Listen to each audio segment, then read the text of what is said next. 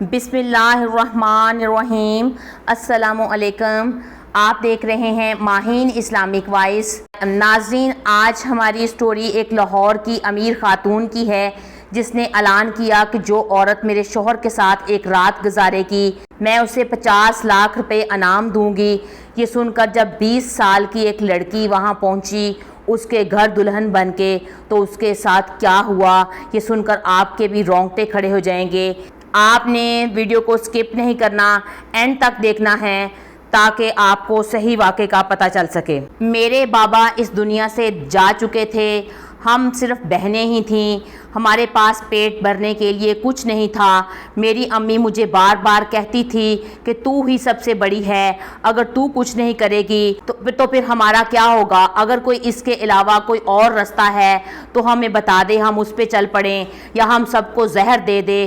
میں اتنی مجبور ہو چکی تھی کہ اب میں وہی طریقہ اختیار کرنا چاہتی تھی جو ایک عورت مجبور ہو کر کرتی ہے۔ میں اپنی بہنوں کو روتا ہوا دیکھ رہی تھی، انہوں نے 2-3 دن سے کچھ نہیں کھایا تھا، لیکن پھر بھی وہ مسکرا رہی تھیں اور کہہ رہی تھی باجی کوئی بات نہیں، کچھ نہ کچھ ہو جائے گا۔ آج میں گھر سے یہی سوچ کر نکلی تھی کہ بس میں ان کے لیے روٹی کا انتظام کر کے ہی واپس آؤں گی۔ جب میں نے ایک عجیب سی بات سنی تو میں ادھر ادھر گھوم رہی تھی، کسی چیز کی تلاش میں تھی، تو میں ایک بینچ پر آ کے بیٹھ گئی۔ وہاں 2 عورتیں بیٹھی ہوئی تھیں، انہوں نے بڑی عجیب سی بات کر دی۔ وہ کہہ رہی تھیں کہ پارک میں ایک عجیب عورت ہے، پاگل ہے، اور اس نے اعلان کیا ہے۔ وہ دونوں عورتیں شادی شدہ تھیں۔ ان میں سے ایک کہنے لگی اگر میں کنواری ہوتی تو میں ایسے موقع سے فائدہ ضرور اٹھاتی، صرف ایک رات کی تو بات ہے، اور رات کے وہ لاکھوں پیسے دے رہی ہے۔ اور میں ان کی بات سن کر حیران رہ گئی کہ ایک رات کے لاکھوں پیسے، اس سے کیا مطلب ہے؟ کون سے لاکھوں پیسے جو ایک رات کے دیتا ہے؟ یہ عورتیں کہہ رہی تھیں کہ صرف کنواری لڑکیاں ہی یہ کام کر سکتی ہیں، ہم میں سے اگر کوئی کنواری ہوتی تو ہم یہ ضرور فائدہ اٹھاتی۔ ان کی باتیں سن کر میں کہنے لگی کہ آپ کس کی بات کر رہے ہیں؟ تو وہ کہنے لگی کہ پارک کے دوسرے کونے میں ایک پاگل سی عورت ہے، کہتی ہے کہ جو میرے شوہر کے ساتھ ایک رات گزارے گی میں اس لڑکی کو ایک رات گزارنے کے 50 لاکھ روپے دوں گی۔ یہ سن کر میں تو حیران رہ گئی۔ اس دنیا میں پتہ نہیں چلتا کہ انسان کے ساتھ کیا ہوتا ہے اور کیا معاملہ ہونے والا ہے۔ اب کسی کو کیا پتا کہ میں تو گھر سے یہ سوچ کر نکلی تھی کہ میں کچھ نہ کچھ آج کروں گی، کچھ پیسے کما کے لے کے آؤں گی، لیکن یہاں پہ تو ایک رات کے لاکھوں مل رہے تھے۔ تو پھر مجھے کیا چاہیے تھا؟ میں اس عورت کی طرف چل پڑی۔ عورت واقعی وہاں بیٹھی ہوئی تھی اور وہاں مختلف عورتیں اس کے پاس کٹھی ہوئی تھیں۔ اتنی عورتیں وہاں کٹھی ہوئی تھیں، اس کا مطلب تھا کہ وہ سب عورتیں بھی مجبور تھیں، لیکن کیا پتا کہ ان میں کوئی سنجیدہ تھی یا صرف تماشا دیکھنے ہی آئی ہوئی تھی۔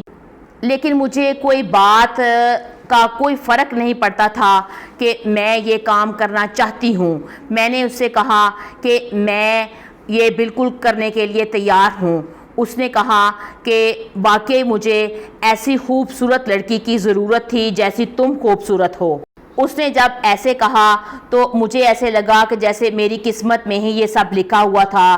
جس کی قسمت میں لکھا ہوتا ہے فوراً اس کے ساتھ وہ سب کچھ ہو جاتا ہے۔ میرے ساتھ بھی یہی ہوا۔ اس نے میرا ہاتھ پکڑا اور مجھے گاڑی میں بٹھا لیا۔ گاڑی میں بڑی ٹھنڈ تھی کیونکہ باہر بہت گرمی تھی، ہم غریبوں نے ایسی ٹھنڈ کبھی دیکھی نہیں تھی۔ جب میں اے سی والی گاڑی میں بیٹھی تو میرا دماغ پھر چلنے لگا۔ میں نے اس سے کہا کہ آپ کیا کہہ رہی تھیں؟ اس نے کہا کہ میں کوئی تفصیل نہیں بتاؤں گی، بس جو میرے شوہر کے ساتھ ایک رات گزارے گا میں اس کو 50 لاکھ روپے دوں گی۔ 20 لاکھ روپے آپ کو ابھی میں دے دیتی ہوں اور 20 لاکھ روپے صبح آپ کو ملیں گے۔ یہ سن کر میں بڑی حیران ہو گئی کہ کہیں آپ کچھ اور تو کرنے والی نہیں ہیں کہ میرے ساتھ کوئی برا ہو سکے۔ میں نے اس سے کہا کہ آپ کو صرف ایک رات کا کام ہے؟ اس نے کہا ہاں صرف مجھے ایک رات کا کام ہے۔ میں نے کہا پھر آپ میری ایک بات مانیں گی؟ اس نے کہا کون سی بات؟ کیا تم تیار نہیں ہو؟ میں نے کہا میں تیار تو ہوں، لیکن کیا آپ 20 لاکھ روپے مجھے پہلے دے دیں اور 20 لاکھ روپے مجھے صبح اٹھ کے دے دیں۔ تو اس نے کہا یہی تو بات میں کہہ رہی ہوں، آپ میرے شوہر۔ پھر میں نے اس سے کہا کہ کیا آپ میرا اپنے شوہر سے نکاح بھی کروائیں گی؟ تو وہ کہنے لگی، پھر کچھ سوچنے لگی، لیکن تمہیں میں دلہن ضرور بناؤں گی، شاید تمہارا میں نکاح بھی کروا دوں یا شاید نہیں، دیکھتی ہوں۔ اس طرح لڑکی کی طرف اس نے دیکھ کر کہا۔ اس بات پر وہ مسکرانے لگی۔ کیوں ہنسنے لگی اس بات کا مجھے کچھ نہیں پتا، نہ ہی اس نے مجھے بتایا، اور اس نے کہا ٹھیک ہے چلو تمہارا نکاح بھی کروا دوں گی۔ جی یقین نہیں آتا تو میرا نکاح کرواتی ہیں یا نہیں؟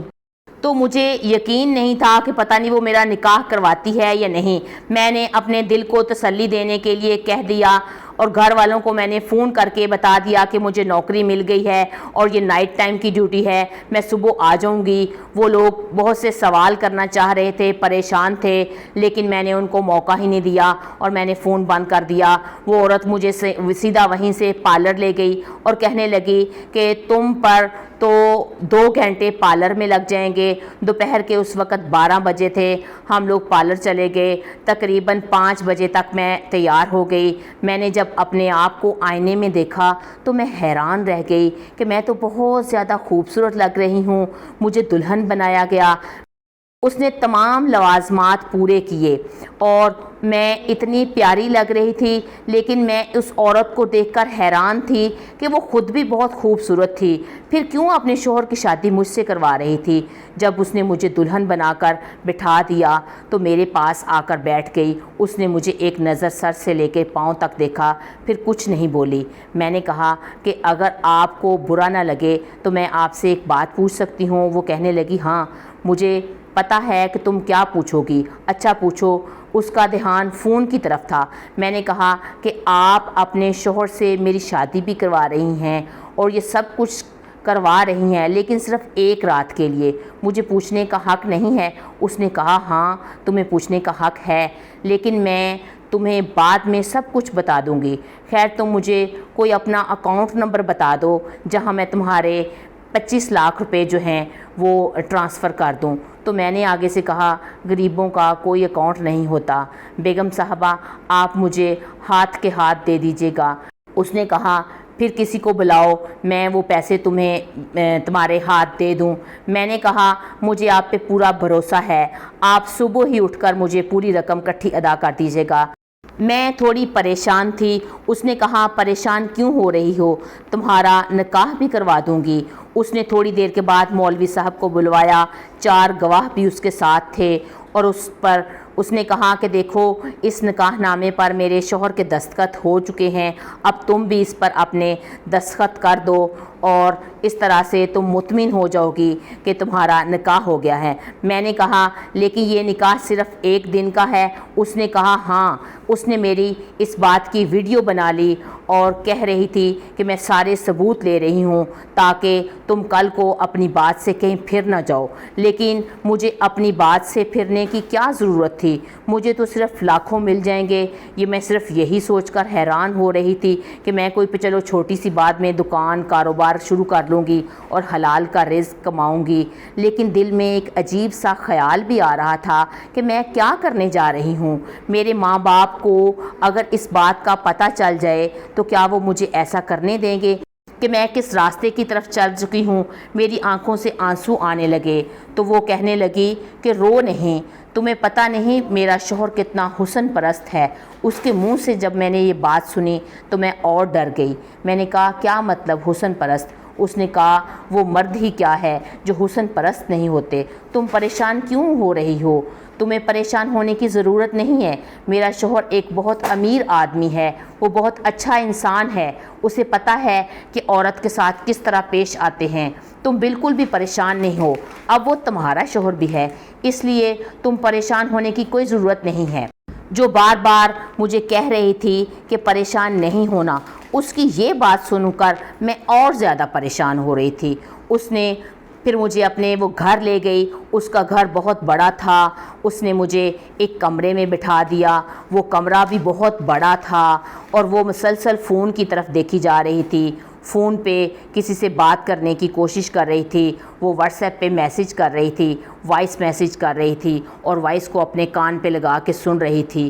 اس نے مجھے کمرے میں جا کر بٹھا دیا کہ یہاں بیٹھ جاؤ۔ پھر اس نے مجھے فون دے دیا، کہتی میں تمہیں اس فون پہ جب میسیج کروں گی تو تم سامنے والے کمرے میں چلی جانا اور جا کر بستر پر لیٹ جانا۔ میں نے کہا کیا مطلب؟ اس نے کہا کیا تمہیں میری بات سمجھ نہیں آ رہی جو میں تمہیں سمجھانے کی کوشش کر رہی ہوں؟ میں نے کہا بس جا کر سیدھا اس کمرے میں جا کے بستر پر لیٹ جانا، بس تم میرے شوہر سے بات کرنے کی کوشش نہ کرنا، جیسے دلہنیں ہوتی ہیں بالکل خاموش بیٹھی رہتی ہیں، تم نے اپنی زبان کھولنی نہیں ہے، اس سے کوئی ادھر ادھر کی بات نہیں کرنی ہے۔ ایک رات کے میں تمہیں 50 لاکھ روپے دے رہی ہوں، ظاہر ہے کچھ نہ کچھ نارمل نہیں ہوگا، کچھ نارمل سے ہٹ کے ہی بات ہوگی تو میں اتنے زیادہ تمہیں پیسے ادا کر رہی ہوں۔ میں نے اس سے کچھ بات پوچھنے کی کوشش کی تو اس نے کہا سوال کرنے کی ضرورت نہیں ہے اور میں کوئی اب تمہیں جواب بھی نہیں دوں گی، بس تم آرام سے جب کوئی میرا شوہر تم سے بات کرے پوچھے تو تم نے سر ہلا دینا ہے، باقی سب میں سنبھال لوں گی۔ اگر یہاں تک آ گئی ہو تو پھر اتنی ڈرنے کی کوئی بات نہیں ہے۔ اس عورت کو بہت زیادہ غصہ آتا تھا، وہ اپنے فون کی طرف کافی دیر تک لگی رہی اور بار بار واٹس ایپ کرتی رہی اور واٹس ایپ سننے کے لیے فون کو کان کے ساتھ لگاتی تھی تاکہ کوئی اور اس کی بات سن نہ سکے۔ جب اس نے پارلر پہ میرا نکاح نامے پر سائن کروائے تھے تو اس وقت بھی اس نے واٹس ایپ کیا تھا کہ ہاں نکاح ہو گیا ہے، تو میں نے سمجھا کہ دوسری طرف اس کا شوہر ہی ہوگا۔ پھر اس نے مجھے اور بہت سی باتیں بتائیں اور سکھائیں، لیکن وہ میں آپ کو بتا نہیں سکتی۔ لیکن آپ کہانی میں جب میرے ساتھ آگے چلیں گے، اینڈ تک آپ کہانی پوری دیکھیں گے تو آپ لوگوں کو خود ہی پتہ چل جائے گا کہ اس پوائنٹ پہ مجھے یہ نہیں پتہ تھا کہ آج میری زندگی کا سب سے عجیب اور سب سے مشکل دن ہے، یہاں تک کہ رات بھی بہت مشکل ہونے والی ہے۔ میں کمرے میں بیٹھی ہوئی تھی، اس نے مجھے کہا کہ جیسے ہی تمہیں میسیج کروں تم نے میسیج کو نہیں دیکھنا، اس کا مطلب نہیں سمجھنا کہ میں نے کیا لکھا ہوا ہے، بس سیدھی تم نے سامنے والے کمرے میں چلے جانا ہے اور جا کے بستر پر لیٹ جانا ہے۔ اور میں یہ دیکھ کر حیران رہ گئی کہ وہاں باہر کا دروازہ وہ کھلا چھوڑ کر چلی گئی۔ اسے یہ بالکل بھی خیال نہیں تھا کہ میں شاید بھاگ جاؤں، کہیں چلی جاؤں، لیکن مجھے بھاگنے والوں میں سے میں نہیں تھی، کیونکہ اس کو پتہ تھا کہ جب یہ نہ ڈر ہے یہاں تک پہنچ گئی ہے تو یہ سب کچھ کر سکتی ہے۔ جب مجھے فون پہ میسیج آیا تو اس نے لکھا ہوا تھا کہ اب آپ چلی جاؤ۔ میں اپنے لہنگے کو سمیٹتی ہوئی سامنے والے کمرے میں چلی گئی اور سیدھی جا کر بستر پر لیٹ گئی۔ مجھے نہیں لگتا تھا کہ کمرے میں کوئی اور بھی تھا، لیکن کمرے میں اندھیرا تھا۔ میں پوری طرح لیٹی نہیں تھی، بس نیم دراز ہو کر بیٹھ گئی اور اپنے ارد گرد دیکھنے کی کوشش کر رہی تھی، لیکن اندھیرا تھا، مجھے کچھ بھی نظر نہیں آ رہا تھا۔ یہ کس کا کمرہ ہے مجھے کچھ پتہ نہیں تھا، لیکن کمرے میں بہت اچھی خوشبو آ رہی تھی، مہنگا فرنیچر پڑا ہوا تھا۔ مجھے لگ رہا تھا کہ یہی اس کے شوہر کا کمرہ تھا۔ لائٹ بند تھی، اس کا شوہر کہاں تھا مجھے کچھ نہیں پتہ تھا۔ جب میں وہاں جا کر بیٹھ گئی تو مجھے اپنے پاس بالکل خاموشی محسوس ہو رہی تھی۔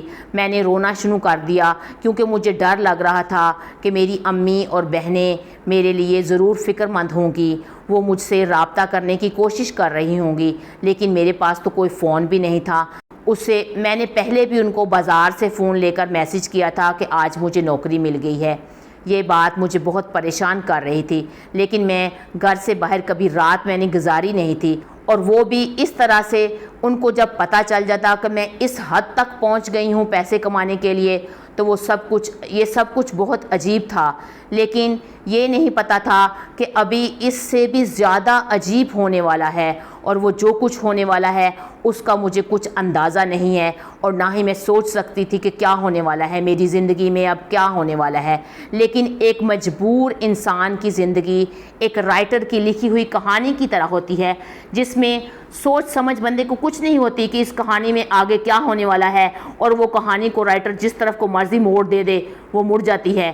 میں اس سوچنے سے قاصر تھی کہ آگے کیا ہونے والا ہے، اس کا شوہر کہاں ہے اور مجھے کمرے میں یوں بند کیوں کر دیا گیا ہے، اور خود وہ مجھے یہاں بھیج کر کہاں غائب ہو گئی ہے، اور اس کا شوہر کہاں ہے، اور ٹیکنیکلی طور پر اب اس کا شوہر وہ میرا شوہر بھی ہے، لیکن وہ کہاں ہے۔ تھوڑی دیر بعد کمرے کے دروازے میں ہلچل ہوئی، کوئی شاید اندر آیا، لیکن اس نے بھی لائٹ آن نہیں کری، وہ سیدھا واش روم میں چلا گیا۔ میں کمرے میں بیٹھی ہوئی تھی، اس نے محسوس نہیں کیا کہ کمرے میں کوئی بیٹھا ہوا ہے۔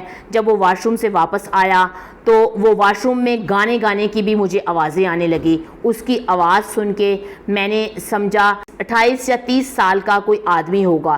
تھوڑی دیر بعد وہ بستر کے دوسرے کنارے پر آ کر بیٹھ گیا۔ جب اسے پتہ چلا کہ اس کمرے میں کوئی اور بھی ہے تو پھر وہ بولا، سمیرہ تم پہلے سے یہاں ہو، صبح تو مجھ سے بڑا جھگڑا کر رہی تھی، اب تمہاری عقل ٹھکانے آ گئی ہے۔ میرا نام تو سمیرہ نہیں تھا، میرا نام تو سمینہ تھا، لیکن اس سے میرے نام کے بارے میں کیا پتا؟ لیکن کیوں نہیں پتا تھا؟ اس کا تو میرے ساتھ نکاح ہوا تھا، کہیں سمیرہ اس کی پہلی بیوی کا نام تو نہیں تھا؟ لیکن مجھے نہیں پتا کہ وہ کیوں سمیرہ بول رہا تھا۔ مجھے تو بولنے کا حکم نہیں تھا، مجھے کہا گیا تھا کہ تم نے کچھ بولنا نہیں ہے، چپ رہنا ہے۔ اور اچھا ٹھیک ہے، معاف کیا میں نے تمہیں، تم عورتوں کو معافی مانگنی آتی نہیں ہے، اس آدمی نے بولا، لیکن غلطی پہ غلطی کرتی رہتی ہو، بس کر دو اب، چپ کر کے تم بیٹھی ہوئی ہو، اور مردوں کو ہی معاف کرنا پڑتا ہے۔ جب تم عورتیں ناراض ہو جاتی ہو تو مردوں کو ہی منانا پڑتا ہے۔ وہ بولی جا رہا تھا لیکن میں تو خاموش تھی۔ اس نے کہا، آج تم بول کیوں نہیں رہی ہو؟ تم خاموش کیوں ہو؟ اور تم نے یہ کپڑے بھی کس طرح کے پہنے ہوئے ہیں؟ شاید اندھیرے میں اس نے کچھ مجھے دیکھنے کی کوشش کی اور کچھ دیکھا۔ میرے منہ سے اس وقت چیخ نکلی اور میں پیچھے کو ہٹی اور میرا ہاتھ لیمپ پہ لگ گیا اور روشنی ہو گئی۔ امیروں کے کمروں میں سائڈ ٹیبل پہ لیمپ پڑا ہوتا ہے اور لیمپ کا بٹن بھی بستر کے پاس ہی ہوتا ہے۔ جب میں پیچھے ہوئی تو لیمپ کے بٹن پہ کہیں میرا ہاتھ آ گیا اور لائٹ آن ہو گئی، اور میں اس کو دیکھ کر حیران رہ گئی اور وہ مجھے دیکھ کر حیران رہ گیا۔ اور اس کے بعد جو ہوا وہ بہت ہی زیادہ عجیب اور بھیانک تھا۔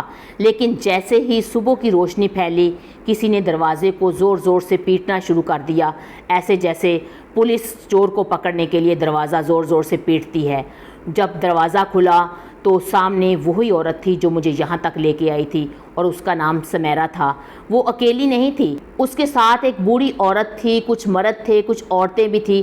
کہنے لگی، دیکھیں یہ دیکھیں آپ کا بیٹا کیا کر رہا ہے، میرے ساتھ نکاح میں ہوتے ہوئے کسی اور لڑکی کے ساتھ اس کمرے میں، توبہ توبہ، دیکھیں اس نے تو یہ سب کچھ کر دیا۔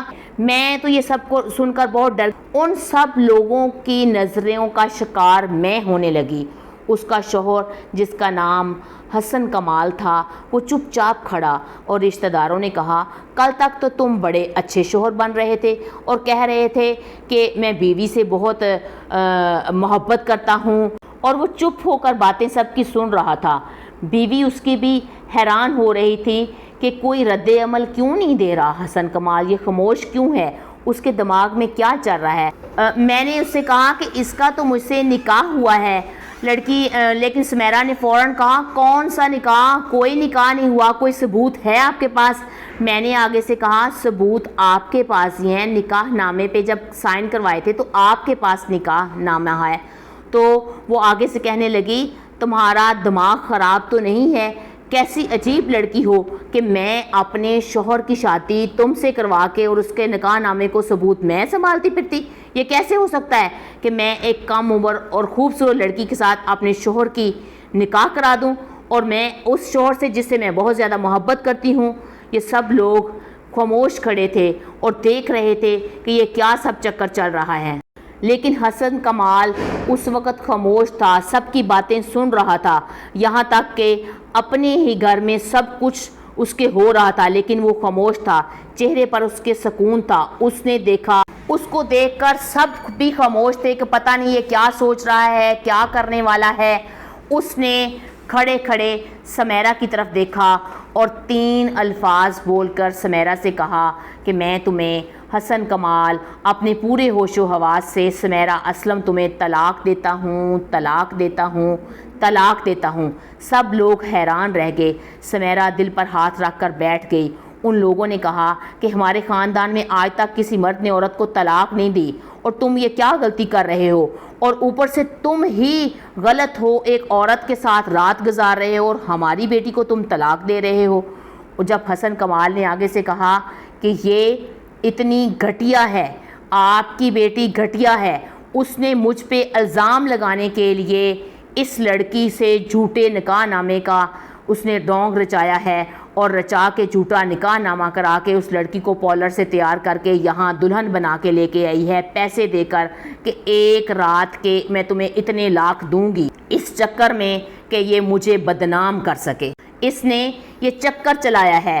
ایک ادر عمر کے لڑکے کے ساتھ چکر جب اس کا پکڑا گیا تو اس نے اپنے اس چکر کو چھپانے کے لیے اس نے یہ چکر چلایا کہ یہ مجھ پہ الزام لگائے، اور میں ایسی گھٹیا اور بدکردار لڑکی کو اپنی زندگی میں رکھنا نہیں چاہتا، اس لیے میں نے اس کو جھوٹے اور دھوکے باز فریب عورت کو میں نے اپنی زندگی سے نکال دیا ہے، اس لیے میں نے اس کو طلاق دے دی ہے۔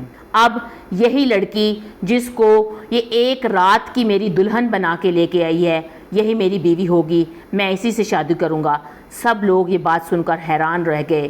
اس نے مجھے عزت سے میرے گھر بھجوا دیا، اور بعد میں جب میں نے اپنی ماں کو ساری بات بتائی، میری ماں مجھے ڈانٹنے لگی اور کہنے لگی کہ اللہ کا شکر بھی ساتھ ساتھ ادا کرنے لگی کہ تم صحیح سلامت واپس آ گئی ہو، کیونکہ اللہ نے جوڑے آسمان پہ بنائے ہوتے ہیں، اور اس وقت میرا اس کے ساتھ نصیب لکھا ہوا تھا۔ میرا اگر لیمپ پہ ہاتھ نہ لگتا، کمرے میں روشنی نہ ہوتی، وہ شخص مجھے دیکھ نہ لیتا، تو میں اس کو جب اس نے مجھے دیکھ لیا تو میں نے پھر اس کو سب کچھ بتا دیا کہ آپ کی بیوی نے یہ چکر چلایا ہے، میرا تو آپ سے نکاح بھی کروایا، تو اس نے مجھے بتا دیا کہ نکاح میرا کوئی نہیں ہوا، میں تمہیں کوئی نہیں جانتا، یہ اس نے صرف چکر چلایا ہے جھوٹا ثابت کرنے کے لیے، اور وہی ہوا۔ صبح جب اس نے خاندان کے سامنے سب کو جھوٹا ثابت کیا تو حسن کمال نے اسے اپنی زندگی سے نکال دیا۔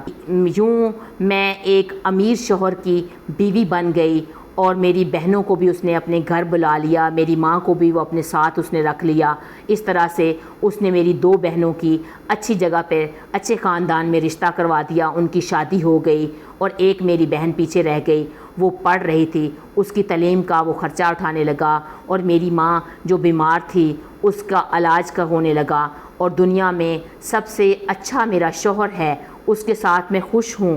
میں جو کہتی ہوں وہ مجھے لا کر دیتا ہے، کہتا ہے کہ تم بہت معصوم لڑکی ہو، شاید میں تمہاری مدد کرنے کے لیے اللہ نے مجھے تم سے یوں ملا دیا، اور تم ایک شریف ہو، اور ہم دونوں اس طرح سے ہم دونوں میاں بیوی ایک پاک رشتے میں نکاح میں ہیں، اور اللہ کا شکر ہے ایک دوسرے کے ساتھ ہم اچھی زندگی گزار رہے ہیں۔ آپ لوگ بتائیں کہ آپ کو اگر آپ میری جگہ پہ ہوتے تو کیا ہوتا؟ حسن کمال نے جو کچھ کیا کیا صحیح کیا؟ آپ کو میری آج کی کہانی کیسی لگی ہے؟ آپ جاتے جاتے میک شور کر لیں کہ آپ نے میرے چینل کو سبسکرائب کر لیا ہے۔ فی امان اللہ۔